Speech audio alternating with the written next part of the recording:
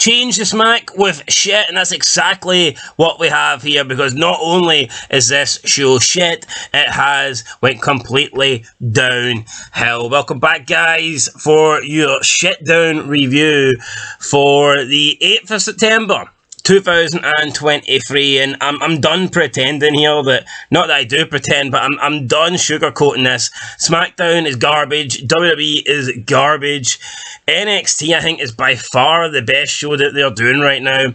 It's a shame. SmackDown used to be actually good. I remember SmackDown used to be the far superior show, and you sit down and watch SmackDown and it was actually enjoyable, unlike Raw. I couldn't even tell you the last time Raw has been good. It's been fucking like 5-6 years since Raw was half decent to watch, but SmackDown did have a few years there when it was a pretty decent show, and that's not the case anymore.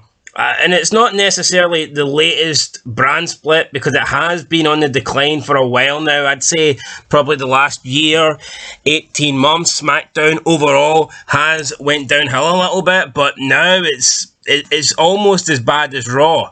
I think the only thing saving SmackDown from being as bad as Raw is the fact that it is 1 hour less, and yeah, no, I just can't really defend SmackDown anymore. We open up with the opening match, Charlotte Flair and Shotzi Blackheart versus Damage Control. Why should we give a fuck?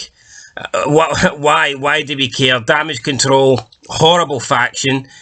Io Sky is one of the most, like, I'm not undeserving, but she just does not look like she's a champion. She's not been booked like a champion. She doesn't come across as a champion. And I'm not saying she's not athletic. I'm not saying she's not talented. I'm not saying she doesn't have ability. But right now, she doesn't look like the women's champion. She doesn't carry herself like a champion. She looks like a fucking jobber. Let's be honest, she looks like a jobber. Made a video, made a poll last week about her possibly being a transitional champion. And you can see why, because right now she just does not have that champion look to her, that champion appeal. And I think Bianca Belair's got it, Charlotte Flair's got it, Asuka's got it. When they have the belt, they do look like champions. Even though Asuka's been booked like shit, at least when she's got the title, she does look like the champion. Io Sky doesn't look like the champion. She looks like some Make-A-Wish kid or something. They've handed her the belt. They feel sorry for her. Here, you can carry the belt for a week. That's what Io Sky looks like. It's embarrassing, man. I think she will lose the belt. There's no way she's going to have a long title reign. No chance in hell. I know WWE like to have these long-ass title reigns now, but I certainly don't see it with Io Sky. I think she will lose that belt 100% within a couple of months. Tag match, Charlotte Flair dominates the match, just basically beats up Damage Control 2-on-1. No real need for Shotzi to be in this match, but then Shotzi wins with the DDT. This DDT looks terrible. And it wasn't just on this occasion. Every time I've seen Shotzi Blackheart hit this DDT, I mean, it looks garbage. It looks fucking horrendous. She hits it in, like, slow motion. It looks like I actually had to unpause it, because I thought maybe that I had this show on, like, 0.25 speed, because that's how slow she hits this DDT. No impact, no velocity, no nothing. Just a slow-ass fucking DDT. I think Shotzi Blackheart is the worst worker, in my opinion, definitely, on the main roster at least. I've not seen anyone worse than Shotzi Blackheart. From a female standpoint, I don't think she's close to anybody. And there's a lot of female wrestlers that aren't great. Like, I don't know, Selena Vega. I know it just seems like I'm being harsh picking on her. And Tegan Knox. You take all those people, I think Shotzi Blackheart is way worse. I think she's way worse than them all. So yeah, for me, Shotzi Blackheart, I don't know why she's winning this match. Charlotte probably doesn't know why either. Charlotte probably can't believe that she's in a match here and she's not the one getting the win. But whatever, Shotzi wins for their team. And then we had Asuka come out after and she stole the belt, and then she laid the belt down, and it looks like we're going to get Asuka versus Io Sky. So another feud with these two, and they can't speak English. I mean, what the fuck's the point, really, at the end of the day? Then we go backstage. Paul Heyman having a backstage conversation with Jimmy Uso. Jimmy says that he's in the bloodline because he was not told that he's out the bloodline. Heyman doesn't really agree with that. Heyman says there's a difference between being in and being in. So at the moment, it's like Jimmy is in, but he's not in. And he needs to earn back the Tribal Chief's trust. We then see AJ Styles confront Paul Heyman. He grabs Heyman by his tie. And then Jimmy attacks Styles. He throws him over a production crate. Jimmy goes, yeah, look at that, oos. And then Heyman calls Roman Reigns. So I guess that's it. All you have to do to get back in Roman Reigns' good books is throw a fucking jobber over a production crate. You can turn your back on Roman Reigns. You can, turn your back on the bloodline. You can defect out of the bloodline with your brother. You can show your brother Jay loyalty over Roman Reigns. You can call Roman Reigns all these nasty, deplorable things on SmackDown. It doesn't matter. As long as you attack AJ Styles and save the fat man from a beating, apparently you're good now with Roman Reigns. What a crock of shit. Seriously, what a crock of shit.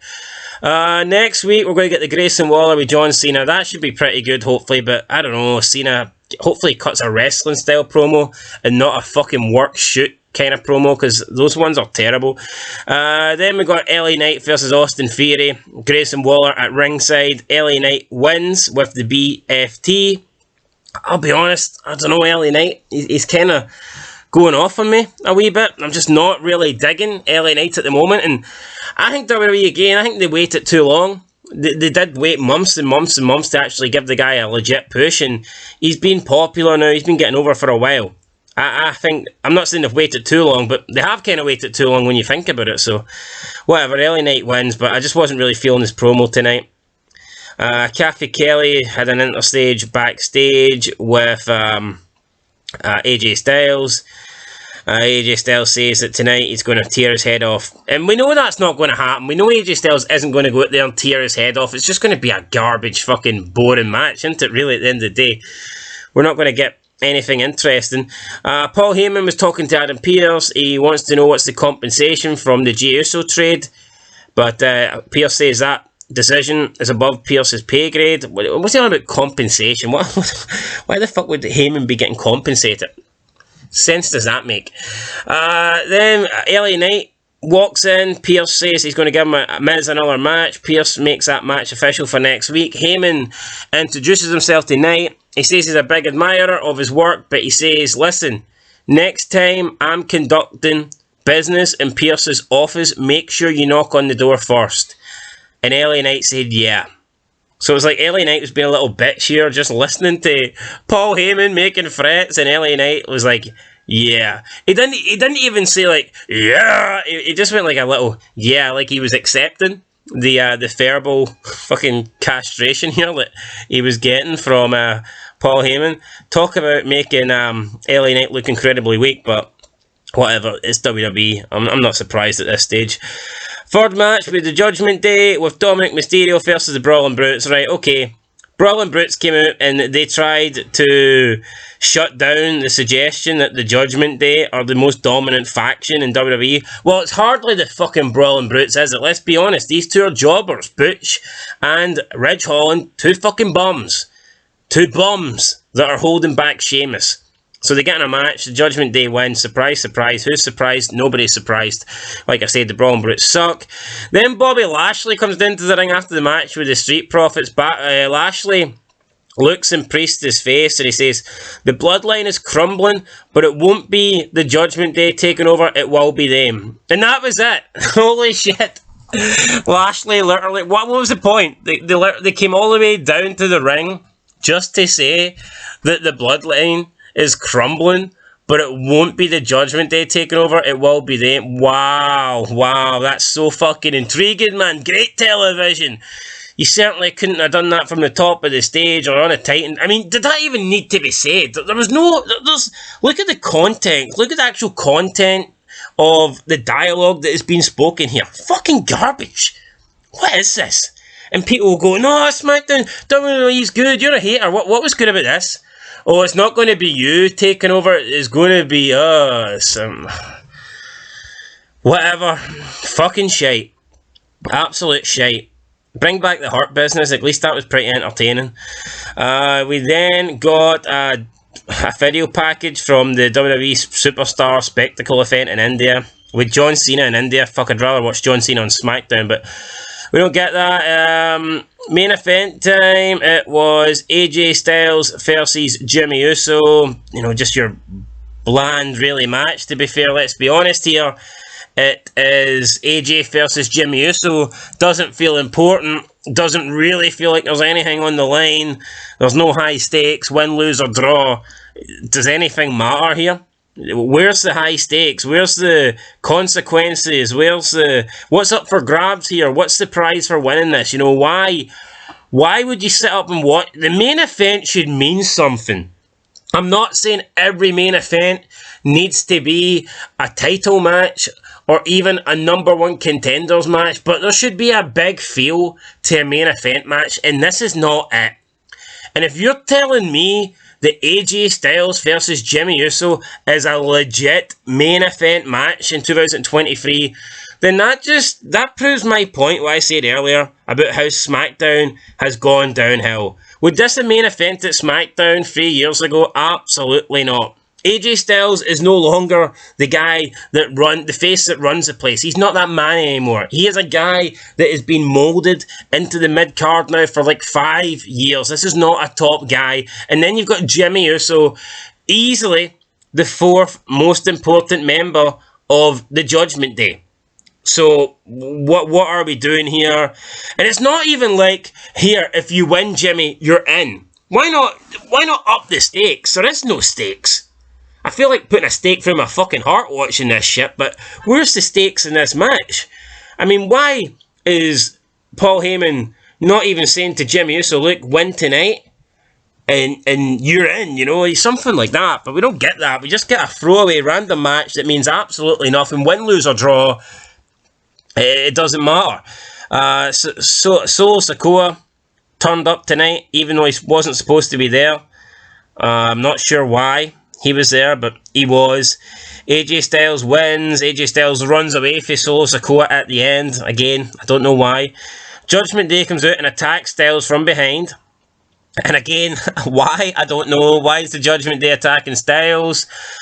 I know you could say, well, it's so Styles is annoyed with the two bald guys because they didn't help him, but surely there could be... wouldn't he be annoyed anyway? The fact that Solo Sikoa was out there and those two guys were nowhere to be seen. Why is everyone attacking AJ though? I don't get it. So they throw AJ back in. Solo Sikoa hits the Samoan Spike. The Judgment Day then stare at Sikoa as the show goes off the air. As you recall, Heyman had the Judgment Day do his dirty work or some shit like that. So I'm not sure what's happening here.